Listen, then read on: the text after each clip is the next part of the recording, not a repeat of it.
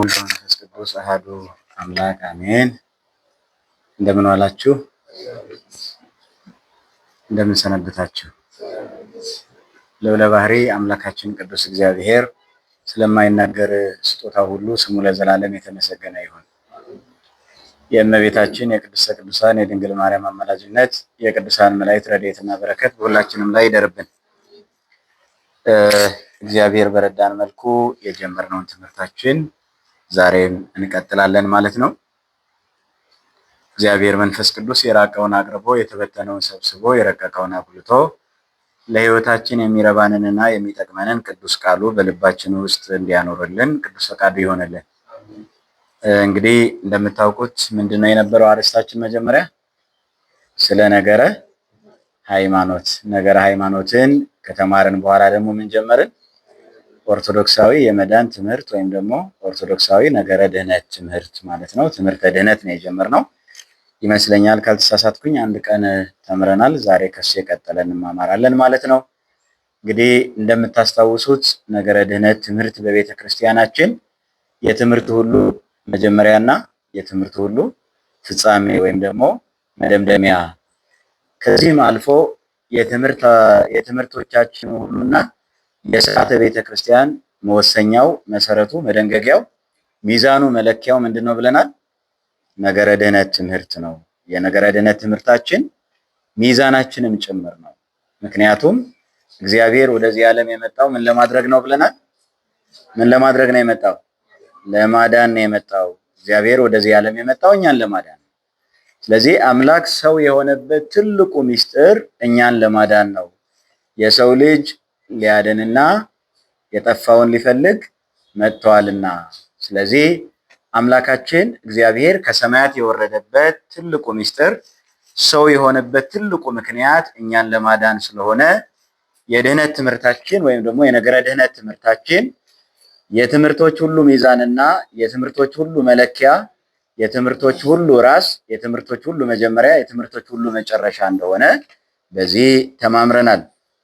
የጌታችን ሰው መሆን ስለማዳን ነው፣ እኛን ለማዳን ነው። የነቢያትም አገልግሎት በመናፈቅ ወይም ደግሞ ነገረ ድህነት ነበረ። ከዚህ ቀጥሎ ደግሞ የሐዋርያትም ስብከት ምን ነበረ? ነገረ ድህነትን መስበክ ነው የነበረው። ወደ ዓለም ሁሉ ሂዱ፣ ለፍጥረት ሁሉ ወንጌልን ስበኩ፣ ያመነ የተጠመቀ ምን ይላል? ይድናል ብለናል አይደል ባለፈው። ለዚህ ነው የመዳን ትምህርት ከሁሉም የላቀበትና የትምህርታችን መሰረት የሆነው፣ የትምህርታችን አምድ የሆነው፣ የሕይወታችን አምድ የሆነው አምላክ ከሰማያት የወረደበት ነቢያት በትንቢት የገለጹት ምስጢር፣ ሐዋርያትን በስብከታቸው ያረጋገጡት ወደ ፍጥረት ሁሉ ሂዱ፣ ወደ ዓለም ሁሉ ሂዱ፣ ለፍጥረት ሁሉ ወንጌልን ስበኩ፣ ያመነ የተጠመቀ ይድናል። ይሄ ብቻ አይደለም። የቅዱሳት መጻሕፍት ዓላማ ምንድነው? ነገረ ድህነት ነው ብለናል። የቅዱሳት መጻሕፍት ዓላማ ማዕከላቸው ነገረ ድህነት ነው። ምክንያቱም ምን ይላል? የዮሐንስ ወንጌል ምዕራፍ 20 ቁጥር 30 ላይ እንደተጻፈው ባለፈውም እንደተመለከትነው ኢየሱስም በደቀ መዛሙርቱ ፊት ብዙ ድንቅ ነገሮችን አድርጓል፣ ብዙ ድንቅ ነገሮችን ሰርቷል፣ ብዙ ተአምራትን አድርገዋል አለ። ነገር ግን ሁሉ ቢጻፍ ዓለም እንኳን ባልበቃው ነበረ። ይህ ግን የተጻፈው ኢየሱስ እርሱ ክርስቶስ የእግዚአብሔር ልጅ እንደሆነ እንድታምኑና አምናችሁም በስሙ የዘላለም ሕይወትን እንድታገኙ ነው ይላል። ስለዚህ የጌታ መምጣት ከዛም ቀጥሎ ደግሞ የነቢያትም ከዛ በፊት የጌታም ሰው መሆን፣ የሐዋርያትም ስብከት፣ የቅዱሳት መጻሕፍትም የመጻፍ ዓላማው ነገረ ድህነት ነው። ሰው እንዲድን ነው እንጂ መጽሐፍ ቅዱስ የእግዚአብሔርን ነገር ሁሉ ጠንቅቆ የያዘ መጽሐፍ ነው ማለት አይደለም። መጽሐፍ ቅዱስ የሰው ልጅ የሚድንበትን ሕይወት የያዘ መጽሐፍ ነው። ለመዳን ነው የተጻፈው እንጂ የእግዚአብሔርን ነገር ሁሉ ጠነቀቀ ማለት አይደለም። ምክንያቱም ምን አለ መጽሐፉ? ኢየሱስም በደቀ መዛሙርቱ ፊት ሌላ ብዙ ተአምራትን አድርጓል አለ፣ ግን ሁሉም አልተጻፈም። ታዲያ ይሄ ለምንድን ነው የተጻፈው ሲባል ይሄማ ለሰው ልጅ የድህነት ዜና ነው። ይሄማ ለሰው ልጅ የድህነት ምስጢር ነው፣ የድህነት በር ነው። ሰዎች ኢየሱስ እርሱ ክርስቶስ የእግዚአብሔር ልጅ እንደሆነ እንዲያምኑ፣ ማመናቸውስ ምንድነው ትርጉሙ? አምነው በስሙ የዘላለም ሕይወትን እንዲያገኙ። ስለዚህ የነቢያት ትንቢት፣ የጌታ የእግዚአብሔር ሰው መሆን፣ የሐዋርያት ስብከት፣ የቅዱሳት መጻሕፍት ዓላማ የሰው ልጅ የሚድንበትን ሕይወት ማዘጋጀት ነው። የሰው ልጅ ለማዳን ሁሉ የተደረገ ነውና ነገረ ድነት በቤተ ክርስቲያናችን ሰፊና ጥልቅ የሆነ ትምህርት የሚሰጥበት የትምህርቶቻችን ሁሉ ሚዛንና ማዕከል ነው ብለን ባለፈው ተማምረናል ማለት ነው። እንግዲህ ከዛ የቀጠለ ምንድነው ያልነው? መዳን ያስፈለገው የታመመ አካል ስላለ ነው፣ ወይም ደግሞ መዳን የሚገባው አካል ስላለ ነውና እንግዲህ ይሄ ደግሞ ማን ነው ብለናል? የሰው ልጅ ነው። የሰው አፈጣጠሩና ክብሩ የተወሰነ አይተናል ባለፈው። ከዛ ልነሳና አጠራ አድርገን ወደ ዛሬው ወደ አዲሱ ትምህርት እንሻገራለን ማለት ነው። እንግዲህ የሰው አፈጣጠሩ ክብሩ ባለፈው ተመልክተነዋል።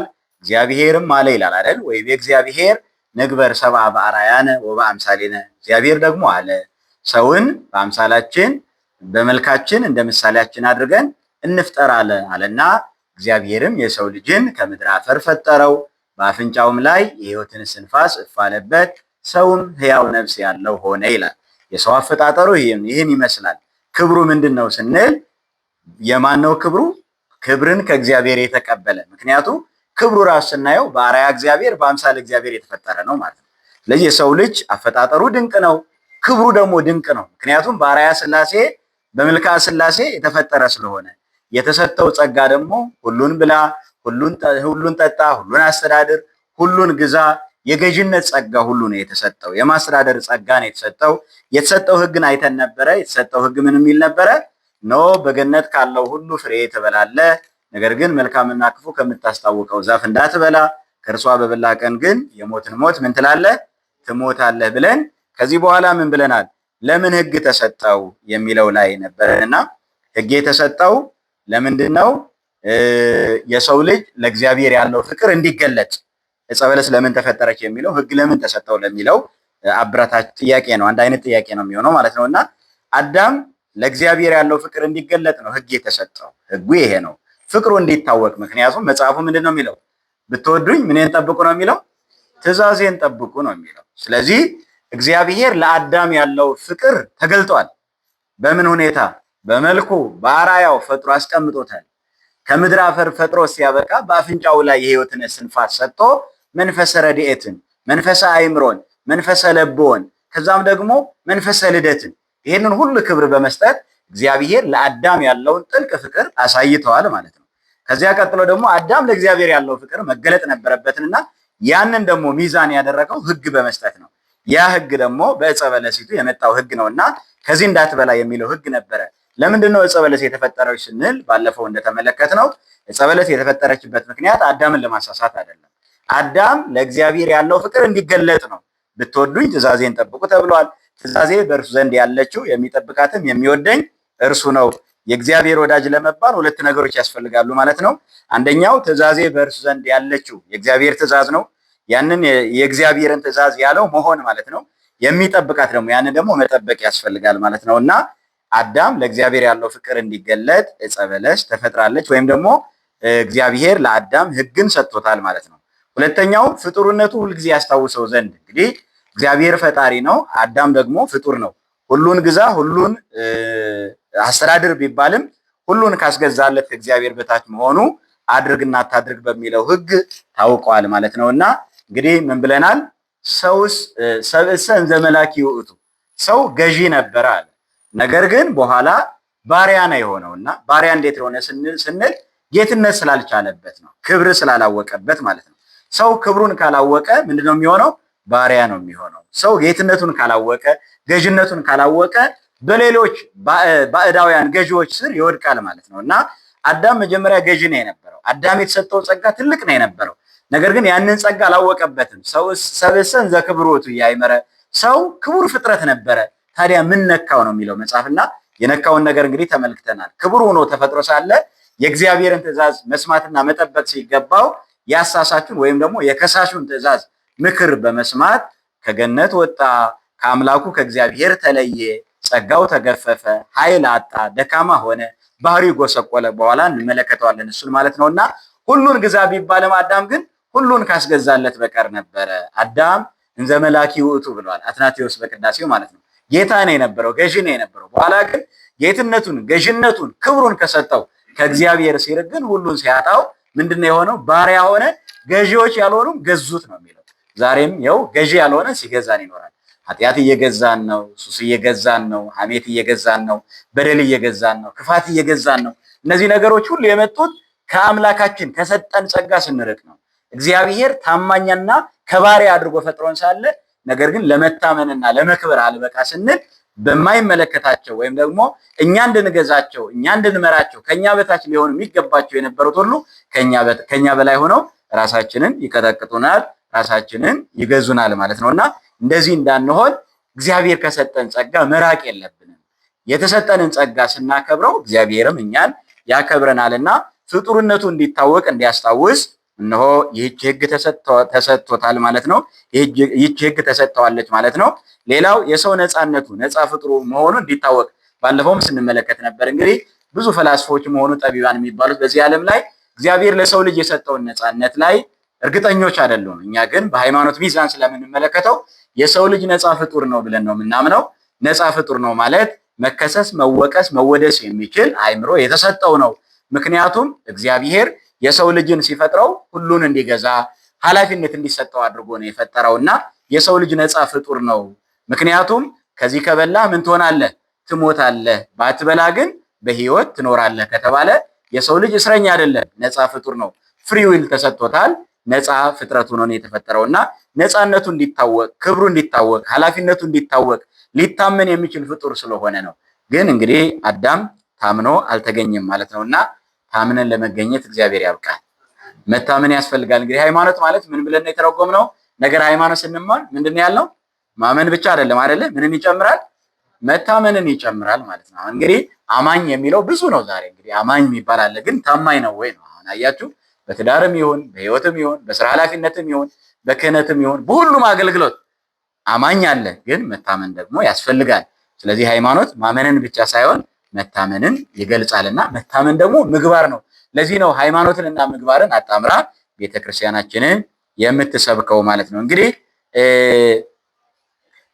ዕፀ በለስ የተፈጠረችበት ምክንያት ከዛም ቀጥሎ ደግሞ ሕግ ለምንድን ነው የተሰጠው የሚለውን አየን ማለት ነው። ዛሬ የምንመለከተው እንደ አዲስ ምንድነው ለአዳም መሳሳት ተጠያቂው ማን ነው የሚለው ነው።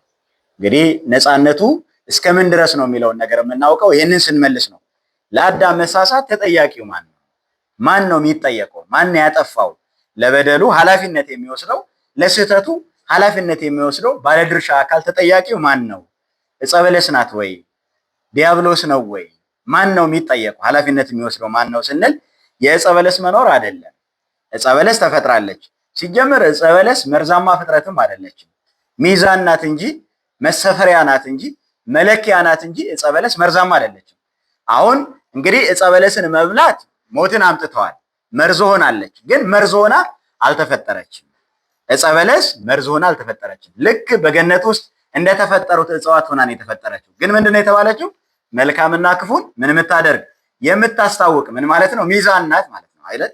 ሚዛን ናት ማለት ነው። ይህቺ ሚዛን ናት እንጂ ይህቺ መለኪያ ናት እንጂ መስፈሪያ ናት እንጂ መመጠኛ ናት እንጂ አዳምና እግዚአብሔርን የምታገናኝ የአዳምን ፍጡርነት የእግዚአብሔርን ፈጣሪነት፣ የአዳምን አገልጋይነት የእግዚአብሔርን ገዥነት ኖ የአዳም ፍጡርነት የአዳም አገልግሎት የምትገልጽ የአዳምን ፍቅር ለእግዚአብሔር ያለው ፍቅሩ የሚመዘንባት የሚሰፈርባት የሚለካባት ናት እንጂ በተፈጥሮዋ መርዛማ አይደለችም። ዕፀ በለስ ዕፀ በለስ በመብላታቸው ምክንያት ምንም እንኳን መዋቾች ቢሆንም አዳምና ሔዋንን ዕፀ በለስ ግን መርዛማ ሆና አልተፈጠረችም።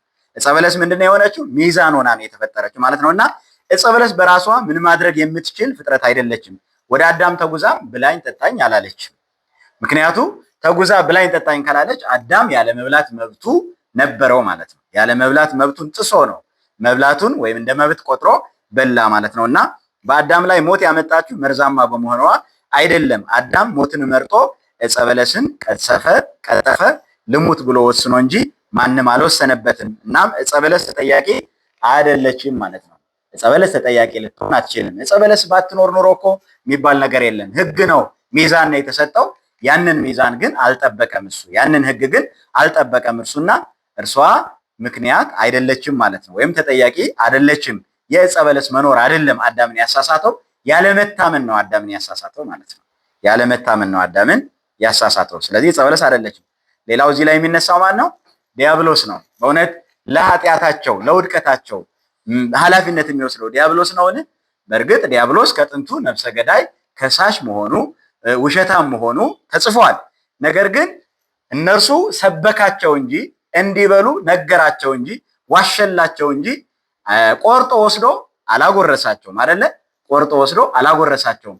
ለዓይን የምታስጎመጅ እንዲያው ለእውቀትም የምትገልጽ መልካም ናት ብሎ እነሱ ሰበካቸው አታለላቸው እንጂ ወስዶ ቆርጦ ምን አላደረጋቸውም፣ በግድ አላጎረሳቸውም ዲያብሎስ ማለት ነው። ነፃነታቸውን ተጠቅመው ነው እነርሱ የበሉት። ስለዚህ እነሆ አዳምና ሔዋን ሲሰብካቸው ዲያብሎስ ወይም ሔዋን ስትሰበክ ምን ማለት ነበረባት? መከላከል ትችል ነበር። ምን ብላ? ይችን ብትበሉ ምን ትሆናላችሁ ነው ያላችሁ? እንደማን ትሆናላችሁ ነው ያላችሁ? እንደ አምላክ መሆን ትችላላችሁ አይደለ? አይናችሁ ይገለጣል፣ ሁሉን ታውቃላችሁ ነው ያላችሁ አይደለ? እንደ አምላክ ትሆናላችሁ። ስለዚህ ሔዋን ምን ማለት ትችል ነበር ማለት ነው? ይሄን ብላና እንደማን ሆነ ነገሩኛ ይዟችሁ ብላና እንደ አምላክ ሆነ ከዛ ቀጥለን እኛ እንበላለን ማለት ይችሉ ነበር ማለት ነው። ምክንያቱም አላስገደዳቸውም ማለት ይሄ ነው። ሰይጣን መጥቶ መዋሸት ልማዱ ነው። መዋሸት የሰይጣን ጠባዩ ነው። የሰይጣን ጠባዩ ነው። የሰይጣን መንገዱ ነው። እሱ ሐሰተኛ አባት ተብሏል። ከጥንት ጀምሮ ነፍሰ ገዳይ ተብሏል። ይሄ ነፍሰ ገዳይ መጥቶ ምን ሲያደርጋቸው? ሲገድላቸው ወይም ደግሞ ለሞት የሚያበቃ ነገር ሲዋሻቸው ምን ማለት ነው ይችሉ ነበረ? መከላከል ይችሉ ነበር ማለት ነው። በቂ ምክንያት ነበራቸው። ላለመሳሳት ሰፊ ነገር ነበራቸው። ምን ማለት ይችላሉ? አንተ ብላና ዕፀ በለስዋን ቆርጠህ ብላና እንደማን ሁን ማለት ይችሉ ነበር? እንደ አምላክ ሁን። ከዛ በኋላ እኛ ምን እናደርጋለን? እንከተልሃለን። አያችሁ፣ ዛሬም ሰይጣን ኃጢአት ሲያለማምደን ይሄ እኮ ደስታን ይሰጣል፣ ይሄ እኮ ፍቅርን ይሰጣል፣ እነዚህ የሚሉ ሰዎች አሉ። ዛሬ ወደ ጠንቋይ የሚሄዱት ከለዛ እኮ ነው። ፍቅርን ለማግኘት ምንን ለማግኘት? ገንዘብን ለማግኘት ምንን ለማግኘት? ስልጣንን ለማግኘት። ያ እንደዛ ብሎ የሚሰብከው ሰው ያለው ወይ? ይሄ ነገር ፍቅር አለው ወይ? እርሱ ራሱ እርካታ አለው ወይ? እርሱ ራሱ ደስታ አለው ወይ? እርሱ ራሱ። ስለዚህ አለማወቅ ነው። ዛሬም ቢሆን እንደዚህ ነው ማድረግ ያለብን ማለት ነው። እንደዚህ ብሎ የሚሰብከንን ሰው ኃጢአትን የሚያለማምደን ሰው አንተ ሁን እናሳየን ማለት ራሱ እንችላለን። አለመሆኑንም እናውቃለን፣ ግን ደግሞ ሆኖ ደግሞ አያሳየንም እርሱ ማለት ነው። ስለዚህ እንደ አምላክ እንፈራለን የሚሉት ሰዎች እንደ አምላክ ተፈሪ ትሆናላችሁ፣ እንደ አምላክ ትሆናላችሁ። ዛሬም እንደዚህ የሚሉ ሰዎች አሉ። ባለሀብት ትሆናላችሁ፣ ባለስልጣን ትሆናላችሁ፣ ተከባሪዎች ትሆናላችሁ፣ ተፈሪዎች ትሆናላችሁ የሚለው ስብከታቸውን መቀበል የለብንም ማለት ነው። ዛሬም እንደዚህ የተሰበከ ነው ሰው የሚታለለውና ዲያብሎስን እምቢ ማለት ይቻላል። መጽሐፉ የሚለው ምንድነው የሚለው? ለእግዚአብሔር ተገዙ፣ ዲያብሎስን ግን ምን በሉት? እምቢ በሉት ነው የሚለው። ተቃወሙት ነው የሚለው። ከእናንተ ምን ይላል? ይሸሻል ነው የሚለውና መቃወም ይችሉ ነበር። የመቃወም መብት ነበራቸው ማለት ነው። የመቃወም መብት ነበራቸው። ምንድነው ያልነው ባለፈው? አንድ ሰው የሄደው ወደ ጠንቋይ ቤት ምንድነው ያልነው? ባለፈው ተነጋግረናል አይደል? ወደ ጠንቋይ ቤት ሄደና ሚስት ፈልጋለሁ። ያው ጠንቋይ ምን ትፈልጋለህ ነው የሚለው አይደለ? መጀመሪያ ሄደን ምን ትፈልጋለህ ነው የሚለው ጠንቋይ። ምን ፈልገውን ያውቃል እንዴ? ምን ፈልገውን ከነገርነው በኋላ ነው አይደለ? እኛ ራስ እኮ በዚህ መታለላችን የሚገርም ነገር እኮ ነው። እኛ ምን ፈልገውን እንዲያደርግልን ከሆነ የምንፈልገውን ማወቅ ለምን ተሳነው አይደለ? ምን ትፈልጋለህ ሲላቸው ሚስት፣ ለጠንቋዩ ማለት ነው። ሚስት እፈልጋለሁ። ምን አይነት ትሆንልህ ሲባል እግዚአብሔርን የምትፈራ። ማንን የምትፈራ? እግዚአብሔርን የምትፈራ ሚስት ለማግኘት ማን ጋር ሄዱ ሰውየው? ጠንቋይ ቤት። ምን ለማግኘት ወዴት መሄድ እንዳለብን እንኳን ማናውቅ ሰዎች እኮ ነን። እና መቃወም ያስፈልጋል ማለት ነው። ለእግዚአብሔር ተገዙ፣ ዲያብሎስን ግን ተቃወሙ፣ ከእናንተም ይሸሻል። ወደ እግዚአብሔር ቅረቡ፣ ወደ እናንተም ይቀርባል ብሎ ሐዋርያው ነግሮናል ማለት ነው። እና ይህንን መረዳት ያስፈልጋል። ስለዚህ ለአዳምና ለሔዋን መሳሳት ተጠያቂው ዲያብሎስ አይደለም። በእርግጥ ዲያብሎስ ሐሰተኛ ነው፣ ከሳሽ ነው። ግን ነፃነት ነበራቸው። ነፃነታቸውን ተጠቅመው አለመብላት፣ እሺ አለ ማለት፣ መቃወም ይችሉ ነበረ። የመቃወም መብታቸውን ማንም አልወሰደባቸውም ለማለት ያህል ነው። ስለዚህ ማን ነው ተጠያቂ ማለት ነው? ራሳቸው አዳምና ሔዋን ናቸው ማለት ነው። እንደዚህ ከሆነ ውድቀታቸው ያስከተለው ነገር ምንድን ነው? ውድቀታቸው ያስከተለው ውስብስብ ነገር ምንድን ነው? ከውድቀት በኋላ የመጣ ነገር ምንድን ነው? ከውድቀት በኋላ የመጣው ምንድን ነው? ጸጋቸው ተገፈፈ፣ ራቆታቸው ሆኑ ነው የሚለው። ስለዚህ ጸጋቸው ከተገፈፈ ራቆታቸው ከሆኑ ልብሳቸው ማን የነበረው?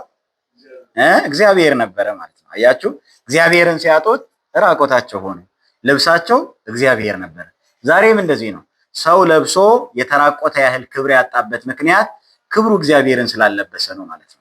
ክብራችን የሆነውን እግዚአብሔር ስንለብስ ነው ለብሰን የሚሞቀን። እንዲያውም መጽሐፍ ምን ይላል? በልታችሁ አልጠገባችሁም፣ ጠጥታችሁ አልረካችሁም፣ ለብሳችሁ አልሞቃችሁም፣ ይህን ነገር እንዳታገኙ ኃጢአታችሁ ከለከለቻችሁ ይላልና ሰው ለብሶ ያላማረበት በልቶ ጤና ያጣው ለምንድን ነው ሲባል ምግቡ ክርስቶስን መመገብ ስላልቻለ፣ ልብስ የሆነው ክርስቶስን መልበስ ስላልቻለ፣ ልብሳቸው እግዚአብሔር ስለነበረ በኃጢአት ምክንያት ሲያጡት ምን ሆኑ?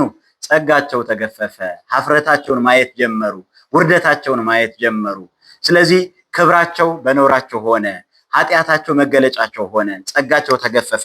የመጀመሪያው ያጡት ጸጋቸው ተገፈፈ። ለአዳምና ለሔዋን የጸጋ ልብስ ነበራቸው። ዕፀ በለስን በልተው ትእዛዙን ሲሽሩ ግን ራቆታቸው ሆኑ። የሁለቱም ዓይኖች ተከፈቱ። እነርሱም ራቆታቸው እንደሆኑ አወቁ። ኦሪት ዘፍጥረት ላይ እንደተጻፈ ማለት ነው። ሁለተኛው ኃይልን አጡ፣ ደካሞች ሆኑ። ለካ ኃይላቸው እግዚአብሔር ነው ማለት ነው። ማን ነው ኃይላቸው?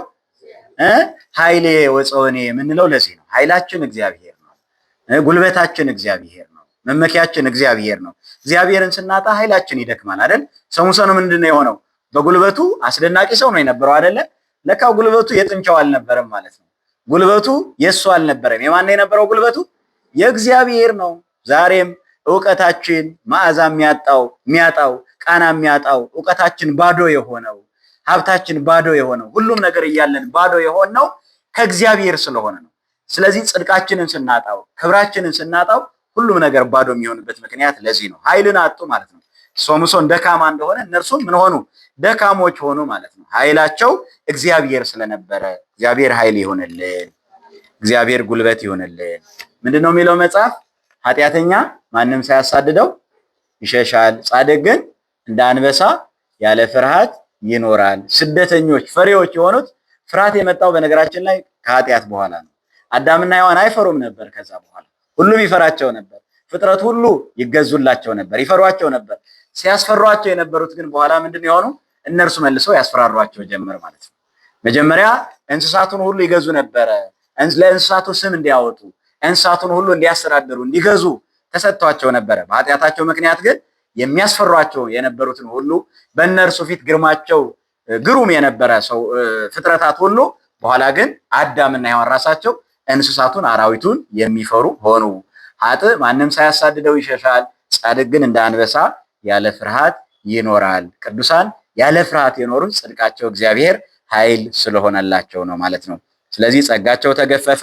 ከዛስ ምን አጡ? ኃይልን አጡ። ከዛስ ምንን አጡ? ባህሪያቸው ጎሰቆለ። ባህሪያቸው ጎሰቆለ ማለት ምን ማለት ነው? ሞት፣ መለወጥ፣ ሕማም ወደ ባህሪያቸው ገባ። በኢሕማም ወይም ደግሞ ባለመታመም ይኖሩ ነበረ። ከኃጢአት በኋላ ግን ምን መጣ ማለት ነው? ሕማም መጣ። ያለ ሞት ይኖሩ ነበረ። መጽሐፉም ተጽፏል አይደለም? ምንድን ያለው? ከዚህ እንዳትበሉ፣ ከዚህ ከበላችሁ ምን ትሆናላችሁ? ሞትን ትሞታላችሁ። ስለዚህ እንደሚሞቱ ተነግሯቸዋል። በሕይወት ይኖሩ ዘንድ የተፈጠሩቱ በኋላ ግን ምን ሆኑ? ሞቱ ማለት ነው። መለወጥ ወደ እነርሱ መጣ።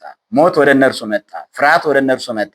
ኃጢአት ወደ እነርሱ መጣ። ባህሪያቸው ለሕማም፣ ለሞት፣ ለረሃብ፣ ለጥማት፣ ለችግር፣ ለጉስቁልና ተዳረገ ማለት ነው። ሞት በእነርሱ ላይ መጣ። መለወጥ በእነርሱ ላይ መጣ። ሕማም በእነርሱ ላይ መጣ። ሕያውነትን አጡ። ሕይወትንም ሞትንም የመምረጥ መብት ነበራቸው። አሁን ግን ሞትን መርጠው በሞት ቀንበር ስር ተያዙ። ሞት ሰለጠነባቸው፣ የሞት ባሪያም ሆኑ። መጽሐፍም እንደሚነግረን ከአዳም እስከ ሙሴ ምን ነገሰ ነው የሚለው? ሞት ነገሰ ይላል ማለት ነው። ምክንያቱም የሞት ተገዢዎች ሆኗል። ሞትን መርጠዋል። እግዚአብሔር ሞትን አልፈጠረም። ሞትን የመረጡት እነሱ ራሳቸው ናቸው እንጂ በሕይወት እንዲኖሩ ነበረ የተፈጠሩት። ግን መጽሐፉ ምንድን ነው የሚለው? ሞት በአንድ ሰው በኩል መጣ፣ ሕይወትም ደግሞ በማን ሆነ? በክርስቶስ ሆነ። ሁሉም በአዳም እንደሚሞቱ ሁሉም ደግሞ በክርስቶስ ሕያዋን ይሆናሉና ተብሎ ተጽፏልና በክርስቶስ በአዳም የወረስነው ሞት ሲሆን በክርስቶስ ደግሞ ከክርስቶስ የወረስነው ሕይወት ነው። ከአዳም የወረስነው ውርደት ነው። ከክርስቶስ ከዳግማዊ አዳም የወረስነው ደግሞ ክብር ነው። ከአዳም ከቀዳማዊ አዳም የወረስነው ምንድነው? ኃጢአት ነው። ከዳግማዊ አዳም ከኢየሱስ ክርስቶስ የወረስነው ደግሞ ጽድቅ ነው ማለት ነው። እግዚአብሔር አምላካችን ለዚህ ጸጋ ስለመረጠን ክብርና ምስጋና ለስሙ ይሆንልን። ሌላ ባለ ዕዳዎች ሆኑ ማለት ነው። ሞት የሚባል ዕዳ በእነርሱ ላይ ሰለጠነ። አዳም በባህሪው ነፃ ሰው ነበር። አሁን ግን ዕዳን በገዛ እጁ አመጣ። ሞትን ያህል ዕዳ ተሸከመ። ደግሞም ዕዳውን መክፈል አልቻለም። የማይከፈል ዕዳን የተሸከሙት አያችሁ። የሚገርመው ነገር ይሄ ነው። ዕዳቸው የሚከፈል አልነበረ። ሰው ከፍሎ የሚጨርሰው ዕዳ አልነበረ። ተራ ዕዳ አልነበረም። ይህንን ዕዳ ለመክፈል ብዙ መስፈርቶች ነበሩ። ይህንን ዕዳ ለመክፈል ምን መሆን ያስፈልጋል? ኃጢአት የሌለበት፣ በደል የሌለበት፣ ንጹህ መሆን፣ ለራሱ ሞት የማይገባው ኃያል፣ ሞትን ማሸነፍ የሚችል ንጹህ ባህሪ፣ እንደዚህ አይነት መድኃኒታቸው ውድ ነው። አያችሁ፣ ለዚህ ነው ዕዳቸውን መክፈል ያልቻሉት። በሽታቸው በጣም ክፉ ስለነበረ፣ በሽታቸው በጣም ኃይለኛ ስለነበረ መድኃኒታቸው የተለየና የተመረጠ የከበረ ነገር ነው። መድኃኒታቸው ማንም ሊያገኘው የማይችል ከእግዚአብሔር ውጭ ማንም ሊሰራው የማይችል ውድ የሆነ መድኃኒት። ምክንያቱም ውድ የሆነውን ሕግ ነው የጣሱት እነሱ። ውድ የሆነውን የእግዚአብሔርን ፍቅር ነው ያጡት እነርሱ። ስለዚህ በቀላሉ የሚሰራ መድኃኒት አልነበረም። ፍጡር የሚችለው መድኃኒት አልነበረም። እንመጣበታለን። ስለዚህ ባለ ዕዳዎች ሆነው ዕዳቸውን ምን ማድረግ አልቻሉም? መክፈል አልቻሉም ማለት ነውና ገነትን አጡ። አዳም የነበረችውን ርስት አጣት ማለት ነው። እሷንም አጥቶ ተባረረ። ገነት ተዘጋበት፣ ስደተኛም ሆነ። ከሕያዋንም አምላክ ከእግዚአብሔር ጋር የነበራቸውን ግንኙነት ተቋረጠ። በረድኤት ነበረ ማለት ነው። እግዚአብሔር በረድኤቱ አልተለያቸውም። እግዚአብሔር በረድኤቱ አይለየን። ስለዚህ እነዚህን ሁሉ ዕዳ ከተሸከሙ አሁን ምንም አማራጭ የላቸውም። አማራጫቸው ሞት ብቻ ነበረ። ምን ብቻ ነበረ? ሞት ብቻ ነበረ። የሞት ባሪያ ሆኗል። መጀመሪያ ሞትም ሕይወትም በምናቸው ነበረ? በፈቃዳቸው ውስጥ ነበረ፣ በእጃቸው ውስጥ ነበረ። አንድ ጊዜ ግን ሕይወታቸውን ስላጡ የሞት ባሪያ ሆኑ፣ የሞት ተገዢዎች ሆኑ። ስለዚህ እነሱ ምርጫ አላቸው እንዴ? ምርጫቸውን በገዛ ፈቃዳቸው ምን ብለውታል? አጥተውታል። አሁን ምርጫ ያለው ማን ብቻ ነው? ማን ብቻ ነው? አማራጭ ያለው በእግዚአብሔር እጅ ነው ማለት ነው። አሁን አማራጭ ያለው እግዚአብሔር ብቻ ነው። እነርሱ ምንም ምርጫ የላቸው። የሞት ባሪያ ሆነዋል። አሁን በደለኞች ሆነዋል። አሁን ባለ ዕዳዎች ሆነዋል። አሁን ማዳንም አለማዳንም የሚቻለው ለማን ብቻ ነበረ? ለእግዚአብሔር ብቻ ነው ማለት ነው። ለዚህ ነው ማዳንም አለማዳንም የእግዚአብሔር ፈቃድ ነው። የእግዚአብሔር ፈቃድ ነው። እግዚአብሔር ግን የፈቀደው መዳናችንን ነው ማለት ነው። ግን ምርጫው የነበረው ለእግዚአብሔር ነው። እነርሱ ምንም ምርጫ አልነበራቸውምና አሁን እግዚአብሔር ማዳንም ይችላል፣ አለማዳንም ይችላል። አለማዳንም ይችላል ስንል ለእግዚአብሔር የሚሰራው ነገር ስለሌለ፣ ግን ማዳን ፈቃዱ ሆኖ እኛን አድኖናል። ክብርና ምስጋና ለስሙ ይሆንልን። ስለዚህ እግዚአብሔር እነርሱን እንዲያድን አሁን በቃ እንደናንተ ጠፍታችኋል፣ ግን እንደኔ መልሳችኋለሁ ብሎ እግዚአብሔር እነሱን ማዳን የቻለው ነበር። በቀላሉ ባጠፉበት ቅጽበት ማለት ነው። እንደናንተ ከገነት ወጥታችኋል፣ እንደኔ መሬት ግን ተመለሱ። እንደናንተ ሞታችኋል፣ ግን እኔ ሕይወትን ዘራሁባችሁ ብሎ እግዚአብሔር በቀጥታ እነርሱን ማዳን ይቻል ነበር? አይቻልም? ይቻል ነበር አይደል? ይሄ ግን የሚቻለው ለእግዚአብሔር ምሕረት ነው። ለማን ምሕረት ነው? ለእግዚአብሔር ምሕረት ነው። ለዳኝነቱ ይስማማል ይሄ? ለእግዚአብሔር ዳኝነት ይሆናል ይሄ? ለእግዚአብሔር ቃል ፍጹምነት ይሆናል ይሄ? አይሆንም። አያችሁ? ምክንያቱም ምን ብሏቸዋል? ከዚህ ከበላችሁ ምን ትሆናላችሁ? ትሞታላችሁ። ስለዚህ የእግዚአብሔር ቃል ዋስትና ያለው ነው። ትሞታላችሁም ትድናላችሁ። ምን መሆን አለበት? መፈጸም አለበት። እግዚአብሔር የሚናገረው ነገር ሁሉ ምንም ይሆን ነው? የሚፈጸም ነው። እግዚአብሔር የሚናገረው ሁሉ የሚፈጸም ነው። እግዚአብሔር ላይፈጽም አይጀምርም። እግዚአብሔር ላያደርግም አይናገርም። እግዚአብሔር የሚናገረውን ሁሉ ምን ያደርጋል? ይሰራዋል፣ ይፈጽመዋል። እግዚአብሔር የሚጀምረው ነገር ሁሉ ምን ያደርገዋል? ይፈጽመዋል፣ ይሰራዋል። እግዚአብሔር ሁሉን ነገር ማድረግ የሚቻለው አምላክ ስለሆነ ስለዚህ እንደኔ ዳኑ ብሎ ምሕረትን መስጠት ይቻል ነበረ። ይሄ የሚቻለው ለእግዚአብሔር ፍቅር ነው። ይሄ የሚስማማው ለእግዚአብሔር ምሕረት ነው። ለቸርነቱ ይስማማል። ለዳኝነቱ ግን ምን አይልም? አይስማማም። ምክንያቱም ዳኝነቱ ፍጹም ነው፣ ምሕረቱ ፍጹም ነው። እነዚህ ሁለትን ነገሮች እንዴት መጠበቅ ይቻላል? አያችሁ፣ ዳኝነት አለ፣ ፍቅር ደግሞ የሚባል ነገር አለ። በዚህ ዓለም ላይ ያለውን ነገር ተመልክቶ አሁን አንድ ዳኛ በዚህ ሕግ መሰረት ዳኝ ተብሎ ምን ይሰጠዋል? ሕግ ይሰጠዋል ማለት ነው። አሁን አንድ ሰው በደል ሰርቶ ወንጀል ሰርቶ ሲመጣ ምናልባት ዳኛው ቢራራለት ምን ያደርገዋል? በቃ እሺ ምሬሃለሁ ቢለው ሕጉን አይጠይቀውም? ሕጉ አይጠይቀውም ወይ? ምናልባት ሕጉን እፈጽማለሁ ብሎ ደግሞ ልክ እንደተጻፈለት በሰውየው ላይ ቢፈርድበት ሰውየው አይጎዳበትም? ይጎዳል አይጎዳም? አያችሁ፣ ዓለም ምንድናት ማለት ነው? ጎዶሎ ናት ማለት ነው። ዳኞችም ቢሆኑ ሕጉን ሲፈጽሙ ሰዎችን ምን ያደርጋሉ? ይበድላሉ። ሰዎችን እንርዳ ሲሉ ለሰዎች ሲራሩ ደግሞ ምንን ይጎዱታል? ሕጉን ደካማ ያደርጉታል፣ ወይም ደግሞ ሕጉን ሳይፈጽሙት ይቀራሉ። ሁለቱን ነገር በአንድ ላይ በፍጡር እጅ ማስተካከል አይቻልም። ፍቅርንም ሕግንም አንድ ላይ መጠበቅ አይቻልም። አያችሁ፣ ሚዛናዊነት አለ፣ ብስለት አለ፣ ጥበብ አለ፣ ችሎታ አለ፣ ግን ፍጹም መሆን አይቻልም። ፍቅርንና ዳኝነትን፣ ቸርነትንና ዳኝነትን በአንድ እኩል ሚዛን አስቀምጦ ማስማማት አይቻልም። ይሄንን ማስማማት የሚቻለው እግዚአብሔር ብቻ ነው። ክብርና ምስጋና ለስሙ ይሁንልን። ስለዚህ ማዳን ለእግዚአብሔር ምሕረት ምን ይላል? ይስማማል። ለቸርነቱ ይስማማል። ለፈታሂነቱ ለዳኝነቱ ግን ምን አይልም? አይስማማም። ስለዚህ ማዳኑ ለቸርነቱ ይስማማል፣ አለማዳኑ ደግሞ ከፈታሂነቱ ጋር ይስማማል። አላድንም ቢል ደግሞ እግዚአብሔር ለቸርነቱ ምን ይላል? አይስማማም። አያችሁ? ስለዚህ ለማዳኑ ለእግዚአብሔር ቸርነቱ፣ ላለማዳኑ ደግሞ ለእግዚአብሔር ዳኝነቱ። ስለዚህ እነዚህን ነገሮች እንዴት ነው የሚጠብቃቸው እግዚአብሔር? እንዴት ነው የሚሰራቸው? አሁን ድንቁን የእግዚአብሔር ነገር ፍጡር የማይችለውን ነገር አሁን እንመለከታለን ማለት ነው።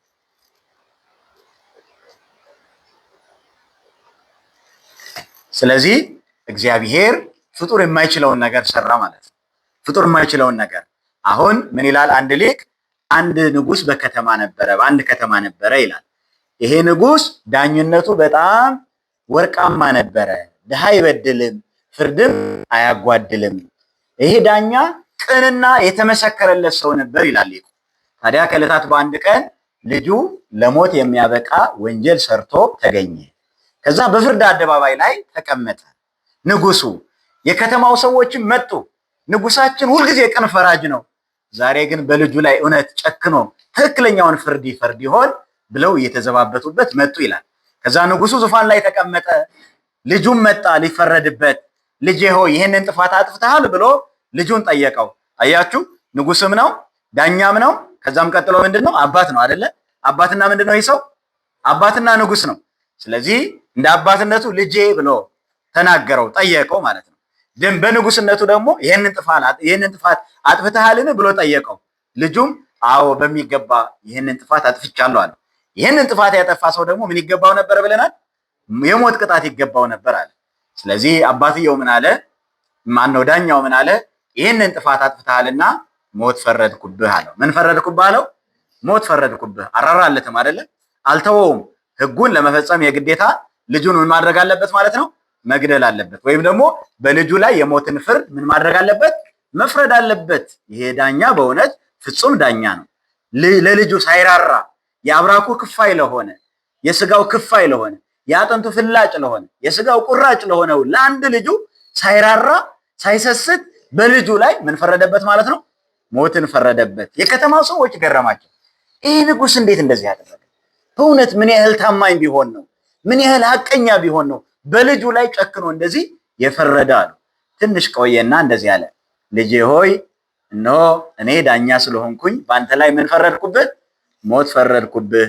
አባትህ ስለሆንኩኝ ግን ምን አደርግልሃለሁ? እኔው እሞትልሃለሁ። ይሄ ዳኛ ማን ነው? ይሄ ዳኛ ማን ነው? እግዚአብሔር ነው አይደለ? እግዚአብሔር ነው። እንደዚህ የሚያደርግ ዳኛ አለ? በልጁ ላይ ምንን የሚፈርድ? ሞትን የሚፈርድ አለ እንዴ? እንዲያው ቢበዛ እንዲታሰር ቢያደርገው ነው አይደል? እንዲያው ቢበዛ በሆነ ነገር ቢቀጣው ነው። በልጁ ላይ ጨክነው ሞትን የሚፈርድ የለም። አሊያም ደግሞ ይሄም ቢሆን ደግሞ ስለ ልጁ የሚሞት አለ እንዴ? የለም ማለት ነው። ስለዚህ እግዚአብሔር ነው ይሄንን ያደረገው። ሊቁ ይሄንን ንጽጽር ያመጣው ለእግዚአብሔር ለመስጠት ነው፣ የእግዚአብሔርን ፍቅር ለመግለጽ ነው። ስለዚህ እግዚአብሔር ዳኛ ነውና፣ አባት ነውና፣ አምላክ ነውና እግዚአብሔር በአዳም ላይ ምንን ፈረደበት ማለት ነው? ንገሩኝ፣ ምንን ፈረደበት? ሞትን ፈረደበት። ግን አዳም ቢሞት የሞትን ዕዳ መክፈል አይቻለውምና በአምላክነቱ በዳኝነቱ እንኳን በልጁ ላይ ሞት ቢፈርድም ስለ አዳም ግን ማን ሞተ? እርሱ ራሱ ሞተለት። ክብርና ምስጋና ለስሙ ይሁን። እግዚአብሔር በዳኝነቱ በአዳም ላይ ሞትን ፈረደ። እግዚአብሔር በአባትነቱ ለአዳም ሞተለት። ክብርና ምስጋና ለስሙ ይሁን። ስለዚህ ምን አደረገው? በአምላክነቱ ምን ፈረደ ማለት ነው? ሞትን ፈረደ። በዳኝነቱ በአባትነቱ ደግሞ ስለ ፍቅር እርሱ ራሱ ምን ሆነ ማለት ነው? ሞተ ማለት ነው። ሁለቱን አስማማው። ምንና ምንን? ዳኝነትንና ፍቅርን፣ ሕግንና ምንን? ፍቅርን። ሁለቱን አስማማ።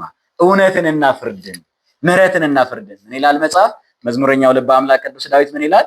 ሳሂል ወርት ተራከባ ጽድቅ ወሰላም ተሰአማ ርትእሰ እምድር ሰረጸት ይላል መዝሙረ ዳዊት መዝሙር 84 ላይ። ሳሂል ወርት ተራከባ ቅንነትንና ፍርድን ወይም ደግሞ ፍቅርንና ዳኝነትን ምን ሆኑ? ተገናኙ። እውነትንና ፍርድን ተገናኙ። እግዚአብሔር በአምላክነቱ በዳኝነቱ በአዳም ላይ ሞትን መፍረዱ ስለ አዳም ሞቱ ፍቅርንና ሕግን እንዳስማማ ቸርነትንና ፍትሃዊነትን፣ ምህረትንና ይቅርታንና ጽድቅን ወይም ዳኝነትን እግዚአብሔር ሁለቱን አስማማና እንግዲህ አዳምን የሚያድነው መድኃኒት ምን መሆን ነበረበት? አራት ነገሮችን ማሟላት ነበረበት። እነዚህን እንመለከታለን አዳምን ለማዳን። ምክንያቱ ቅድም እንደነገርኳችሁ አዳም ከተሳሳተ በኋላ ምን አይነት ችግር ውስጥ ነው የገባው? ለሞት ተገዥ ሆነ፣ ጸጋው ተገፈፈ፣ ባህሪው ጎሰቆለ፣ ኃይሉ አጣ፣ ደካማ ሆነ። እነዚህን ነገሮች ባለ ዕዳ ሆነ አለን አይደል?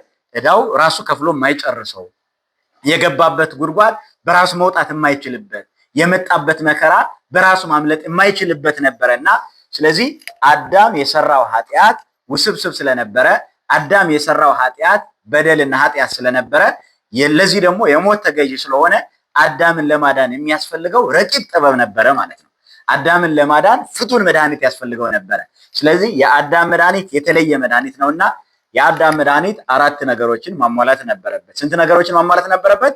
አራት ነገሮችን ማሟላት ነበረበት። የመጀመሪያው አዳምን የሚያድነው መድኃኒት ሰው መሆን ነበረበት። ምን መሆን ነበረበት? ነገሩኝ። ሰው መሆን ነበረበት። ለምንድን ነው ሰው የሚሆነው? የበደለው ማን ስለሆነ ነው? የበደለው ማን ስለሆነ ነው? ሰው ስለሆነ። ስለዚህ መድኃኒቱ ማን መሆን ያለበት? ሰው ነው መሆን ያለበት ማለት ነው። ምን እንላለን? የለመድነው ነገር አለ አይደለ? ሰው ለሰው ምን ነው ይባላል? መድኃኒቱ ነው። በእውነት ግን ሰው ለሰው መድኃኒት ከሆነ ክርስቶስ ነው ለዚህ ቃል የሚመጥን አይደለ? እኛ አንዳንድ ጊዜ እንዲያው በሽታ የሆንበት አጋጣሚ አለ አይደለ? ለሰው እንዲያው አንተን ሳይ ደሜ ይፈላል ተብላችሁ አታውቁም? አንተን ሳይ እንዲያው እንቅልፌን አጣለሁ፣ ምን ነው ባልተፈጠርኩ ባላይ ይሻለኝ ነበር ይላሉ ማለት ነውና ሰው አንዳንድ ጊዜ መድኃኒትም ይሆናል ምንም ይሆናል በሽታም ይሆናል አይደለ? በእውነት ለሰው መድኃኒቱ ሰው ነው የተባለው ግን ክርስቶስ ነው ለሰው መድኃኒት የሆነለት። ክብርና ምስጋና ለስሙ ይሆንለት። ስለዚህ አዳም የሚያድነው መድኃኒት ሰው መሆን አለበት። ስለ ቫክሲን የሚያውቅ ሰው አለ? ባዮሎጂ የተማረ ወይም ደግሞ ስለ ክትባት የሚያውቅ ሰው ካለ በደንብ ያውቀዋል። ክትባት ከምንድን ነው የሚሰራው? ከማን ነው የሚሰራው? ከበሽታው ነው አይደለም የሚሰራው? ከበሽታው። ለምንድን ነው ከበሽታው የሚሰራው? እንደዚህ አይነት ወረርሽኞች መድኃኒት አይሰራላቸውም። በሽታውን ነው የሚያለማምዱን አይደለ? ሰውነታችን ምን እንዲያደርገው ነው የሚደረግ? በሽታውን እንዲለማመድ ነው የሚደረገው። በተወሰነ መለኪያ ያው በሳይንሱ ቀመር በሽታው ይወጋና ሰውነታችን በኃይለኛውም እንዳይጠቃ መከላከል በሚችለው ቀመር ውስጥ ተሰርቶ ምን ይደረጋል? ሰውነታችን ውስጥ እንዲገባ ይደረጋል። ስለዚህ ሰውነታችን ያንን በሽታ ለመቋቋም ምን ያደርጋል ማለት ነው? ኃይልን ያዘጋጃል ወይ መድኃኒትን ያዘጋጃል። ከዛ በኋላ በሽታው ቢመጣ ሰውነታችን ተለማምዶ ስለሚመጣ በሙሉ ኃይሉ ታጥቆ ምን ያደርገዋል ማለት ነው? ያባርረዋል። ግን አያችሁ በሽታው ከምን ይሰራል አለ? መድኃኒቱ ወይም ደግሞ ክትባቱ ከምን ይሰራል አለ? ከበሽታው። ክርስቶስ ግን መድኃኒት ሲሆን ግን ከበሽታ ሳይሆን ንጹህ ነው፣ እርሱ ቅዱስ ነው። እርሱ ከበሽታው አይደለም የተሰራው። እርሱ ከንጽሕትና ቅድስት ከሆነችው ከማን ነው የተሰራው? ከማን ነው? ከስጋዋ ስጋ ከነፍስዋ ነፍስ። ምንድነው የሚለው መጽሐፍ? መንፈስ ቅዱስ አቀባ እምከርሰ እማ። ክትባት የሚሰራው ከበሽታው ነው። ክርስቶስ ግን ሰው የሆነው ከንጽሕት ድንግል ማርያም ነው። በረከቷ በሁላችንም ላይ ይደርብን። እርሱ ቅዱስ ነው፣ እርሱ ንጹህ ነው፣ ኃጢአት የለበትም። እኛ በሽታን ለማባረር በሽታውን ነው የምንቀበለው። በኃጢአት ምክንያት የመጣውን በሽታ ለማባረር ግን ንጹሑን ክርስቶስ ነው በሕይወታችን ውስጥ የገባው። ክብርና ምስጋና ለስሙ ይሆንልን። መጽሐፉም ነግሮናል አይደል? ወብሩክት አንቲ እምአንስት፣ አንቺ ከሴቶች ሁሉ ተለይተሽ ምን የሆንሽ ነሽ? የተባረክሽ ነሽ። መርገመ ስጋ መርገመ ነፍስ የሌለብሽ፣ በረከተ ስጋ በረከተ ነፍስን እያማለድሽ የምታሰጪ ንጽሕት ቅድስት ከሆነችው ከእመቤታችን ከድንግል ማርያም አቃቤ ሥራ የመጻም ሰማያት ይላል አባ ጊዮርጊስ። ባለመድኃኒቱ ከሰማይ መጣ፣ የመድኃኒቱ ቅመም ደግሞ ከዚህ ያዘጋጀ፣ ከእመቤታችን ከስጋዋ ስጋ ከነፍሷ ነፍስ ነስቶ ሰው ሆኖ አዳነን። ክብርና ምስጋና ለስሙ ይሆንልን። ስለዚህ አዳምን የሚያድነው መድኃኒት ምን መሆን ነበረበት አለን? ሰው መሆን ነበረበት። ሁለተኛስ ምን ማድረግ አለበት? መሞት አለበት። ለምን? ቅድም ምን አልኳችሁ?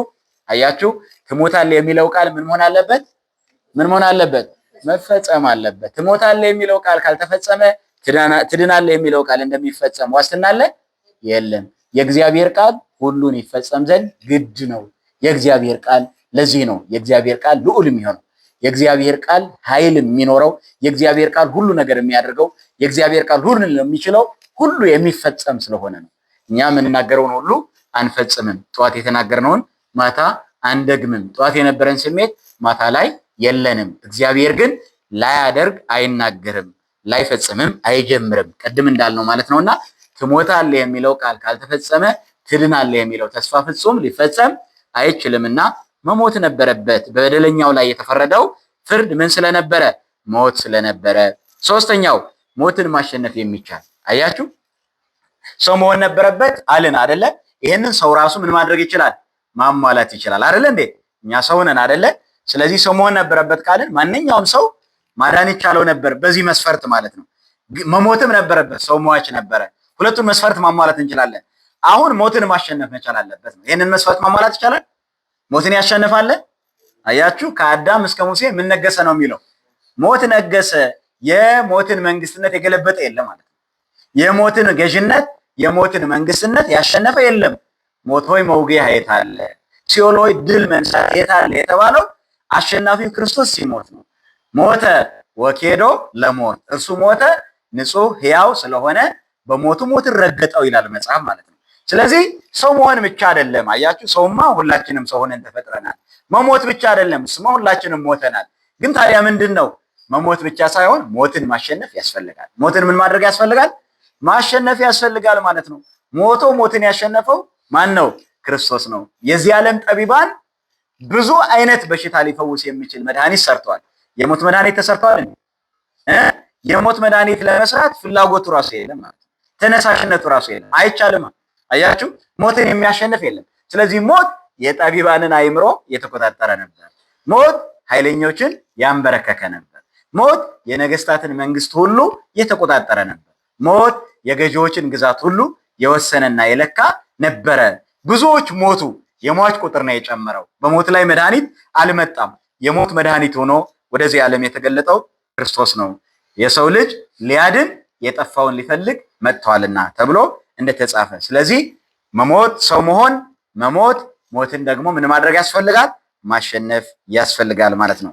ሌላውና የመጨረሻው ንጹሐ ባህሪ መሆን አለበት። አያችሁ፣ ምን መሆን አለበት? ንጹሐ ባህሪ። ስለራሱ የማይሞት፣ ስለራሱ ካሳ የማያስፈልገው፣ ስለራሱ ቤዛ የማያስፈልገው ያ የብሉይ ኪዳን ሊቀ ካህናት ለህዝቡ ስርየተ ኃጢአት ከማቅረቡ በፊት መጀመሪያ ስለራሱ ምን ያደርጋል? መስዋዕት ያቀርባል። እርሱ ሰው ስለሆነ፣ እርሱ ራሱ ባለ ዕዳ ስለሆነ፣ ክርስቶስ ግን ንጹህ ቅዱስ ሕያው ስለሆነ መስዋዕቱ ራሱ፣ መስዋዕት አሳራጊው ራሱ መስዋዕቱን ከባህሪ አባቱ ከአብ ዘንድ ከባህሪ ሕይወቱ ከመንፈስ ቅዱስ ዘንድ ሆኖ የሚቀበል። ስለዚህ እርሱ መስዋዕት አሳራጊ፣ እርሱ ራሱ መስዋዕት ተቀባይ፣ ስለራሱ መስዋዕት የማያስፈልገው ንጹህ የተወደደ መስዋዕት ለአባቱ ያቀረበ ንጹሐ ባህሪ፣ ኃጢአት የሌለበት በደል የሌለበት ንጽሕት ቅድስት ከሆነችው ከድንግል ማርያም ከስጋዋ ስጋ ከነፍሷ ነፍስ ነስቶ ሰው የሆነ አምላክ ማለት ነው። ስለዚህ አዳምን የሚያድነው መድኃኒት አንደኛ ሰው መሆን ነበረበት፣ ሁለተኛ መሞት ነበረበት፣ ሶስተኛ ሞትን ማሸነፍ ነበረበት፣ አራተኛ ንጹሐ ባህሪ መሆን ነበረበት። ስለዚህ እነዚህን መስፈርት የሚያሟላው ማን ነው? ማን ነው የሚያሟላው? ይህን መስፈርት ማሟላት የሚቻለው አለ እንዴ? መላእክት ያሟሉታል? ሰው አይደሉም አይደለ? ያሟሉታል? መሞት አለባቸው። ይሞታሉ እንዴ መላእክት? አይሞቱም። ምንድነው የሚለው መጽሐፉ? አኮኑ መላእክት መንፈስ እሙንቱ ወይትፌነው ለመልእክት በእንተ እልሃለውም ይረሱ ሕይወተ ዘለዓለም። ዕብራውያን መልእክት ምዕራፍ 1 ቁጥር 14 ላይ ሐዋርያው ቅዱስ ጳውሎስ መላእክትማ ከቶ ይህንን ነገር ተሰጥቷቸዋልን? አይደለም። ታዲያ መላእክት ምንድነው ስራቸው ሲባል ሁሉ መዳንን ይወርሱ ዘንድ ለአገልግሎት የሚላኩ መናፍስት አይደሉምን ነው የሚለው። አያችሁ፣ ለአገልግሎት የሚላኩ መናፍስት ናቸው እንጂ እነርሱ የሚሞቱ አይደሉም። እነርሱ አዳምን ማዳን የሚቻላቸው አልሆኑም። እነዚህን ሁሉ መስፈርት አሟልቶ አዳምን ማዳን የተቻለው እግዚአብሔር ነው። ለሱ ደግሞ የሚሳነው ነገር የለም ተብሎ ተጽፏልና ማለት ነውና አዳምን የሚያድነው መድኃኒት ይህ ነበር ማለት ነው። መዳንና ፈውስ የሚል አርዕስት አለን።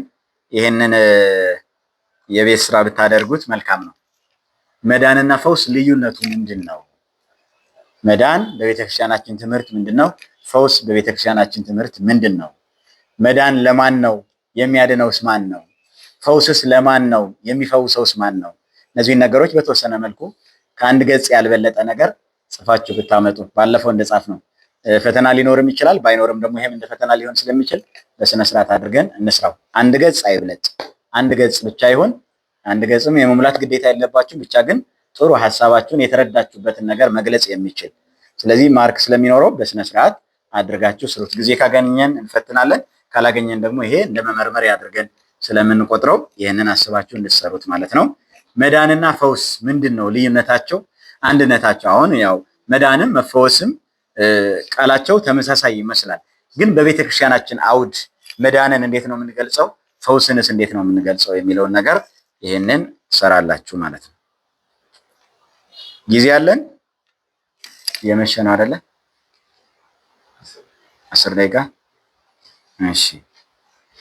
ስለዚህ አዳምን ማዳን የሚቻለው ማን ነበረ ማለት ነው ብለናል፣ መልሰናል አይደለ? ግን ለምን ነቢያት አላዳኑንም? ለምን መላእክት አላደረጉትም? ለምን በሌላ በኩል አልሆነም የሚለውን ነገር እንግዲህ ለሰዎች ያልገባቸው ነገር ይሄ አይደለ? እግዚአብሔር ከሰማይ ወረደ የሚለውን እኮ የታመመው ማን እንደሆነ፣ ህመሙ ምን እንደነበረ፣ ከዚህ ማዳን የሚቻለው ማን እንደነበረ ስላላወቁ ነው አይደለ? ነው አይወርድም ምን አይልም ነው የሚሉት፣ አይወለድም የሚሉት ሰዎች ለዚህ እኮ ነው አልገባቸውም። ለምን እንደወረደ አላወቁትም ማለት ነው አይደለ? ምንድነው የሚለው መጽሐፍ? አውቀውትስ ቢሆን የክብርን ጌታ ምን ባላደረጉት ነበር? ባልሰቀሉት ነበር። አይሁድም አልገባቸውም። ህመማቸውን እኮ ስላላወቁ እኮ ነው። ለዚህ እኮ ነው ምንድነው የሚባለው? በሽታን ማወቅ የመዳን ወይም ደግሞ መድኃኒትን የማግኘት ያህል ምንድነው ማለት ነው? በር ከፋች ነው ማለት ነው። በሽታውን ያወቀ መድኃኒቱን ምን አደረገ ማለት ነው? አገኘ ወይም ደግሞ አወቀ ማለት ነው። በሽታውን ማወቅ ነው እኮ ትልቁ ችግር። በሽታው ከታወቀ መድኃኒቱ ደግሞ ይታወቃል።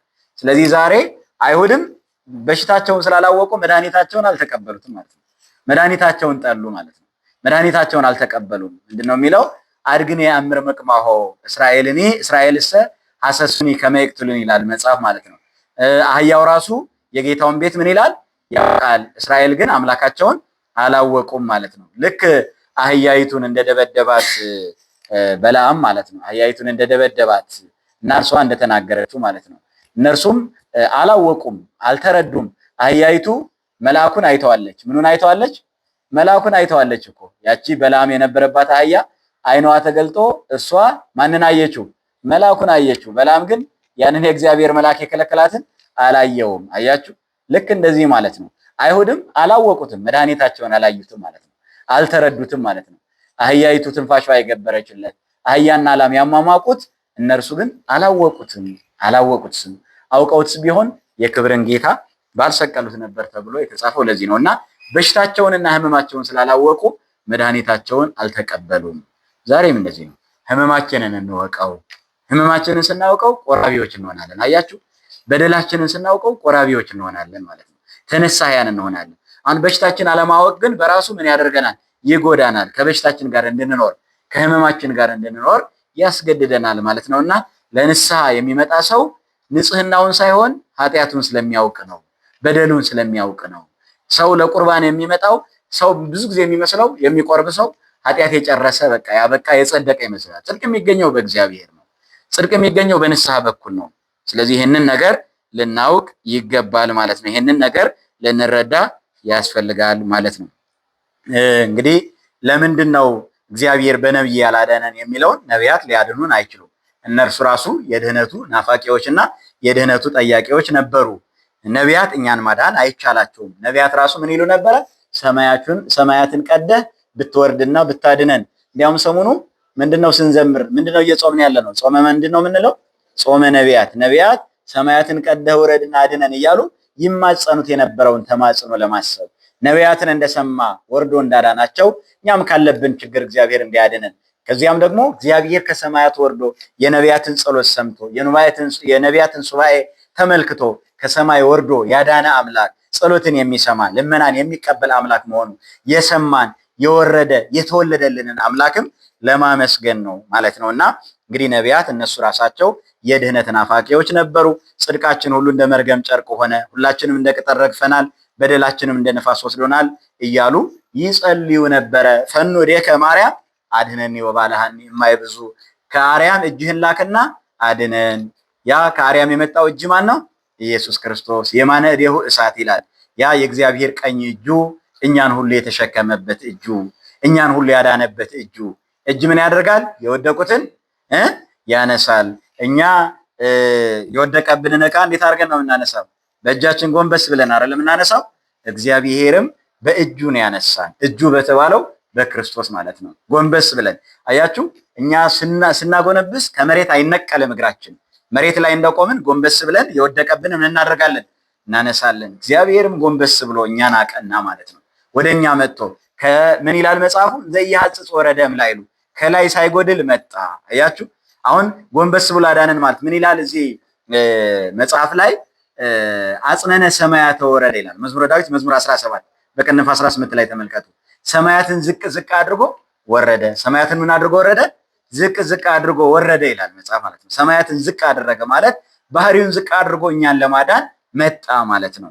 እግዚአብሔር መልአኩን ገብርኤልን ሲልከው ሂድ አብስራት አለው እንጂ ድንግል ማርያም በክንፍ ተሸክማ አምጣልኝና በአርያም ትጽነሰኝ ትውለደኝ አላለም። በግሩም ትሕትና ወርዶ ከስጋዋ ስጋ ከነብሷ ነፍስ ነስቶ የወደቅነውን እኛን ጎንበስ ብሎ ምን አደረገን? ቀና አደረገን፣ ከፍ አደረገን ማለት ነው። ክብርና ምስጋና ለስሙ ይሆንልን። ስለዚህ ነቢያት ራሱ የድህነት ናፋቂዎች ነበሩ። ምንድነው የሚለው መጽሐፍ? ሁሉም በድለዋል፣ የእግዚአብሔርም ክብር ምን ብሏቸዋል? ጎድሏቸዋል ተብሎ ተጽፏል። በመላእክት ነውን? አይደለም። በመላእክት አልዳንም። በመላእክት አይደለም የዳን ነው።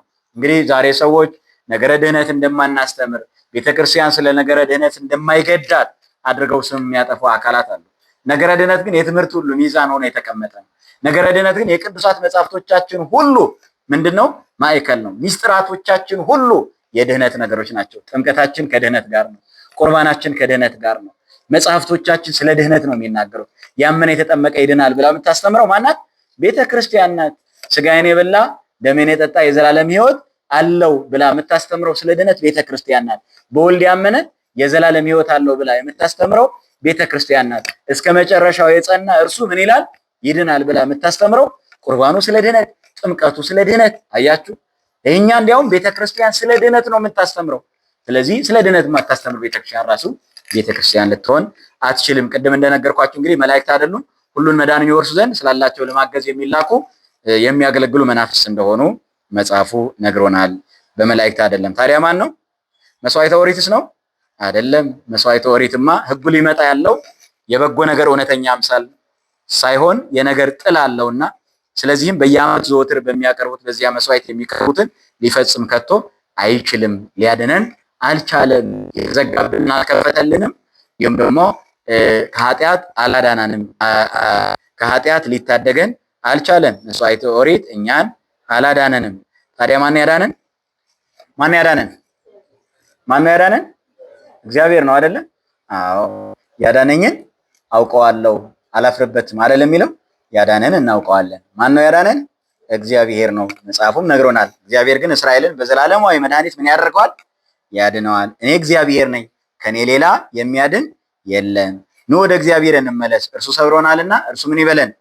ይፈውሰናል። እርሱ መጥቶናልና እርሱ ይጠግነናል ይላል መጽሐፉ ማለት ነውና ይህ የጠገነን ያዳነን የፈወሰን እግዚአብሔር እርሱ ራሱ ነው የተቤዠን። ምክንያቱም አዳምን የሚያድነው መድኃኒት ማሟላት የነበረበትን መስፈርት ቅድም ተማምረናልና ለእግዚአብሔር የሚሳነው ነገር የለም ተብሎ እንደተጻፈ ሁሉን የሚችል እግዚአብሔር ነው ያዳነን።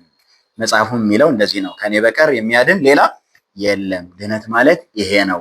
ምክንያቱም ሰው የሆነ የሞተ ሞትን ያሸነፈ ንጹሐ ባህሪ እግዚአብሔር ነውና ያዳነን እግዚአብሔር ነው። እንግዲህ ከሚቀጥለው ከዚህ እንጀምራለን ማለት ነው። ለዛሬ የተማርነውን ትምህርት በልቦናችን ያሳድርብን። አምላካችን ቅዱስ እግዚአብሔር ምስጢሩን ጥበቡን ይግለጽልን። ከቅዱሳን በረከትና ረድኤትን ያሳድርብን። ከእመቤታችን አማላጅነትን እግዚአብሔር ይስጠን።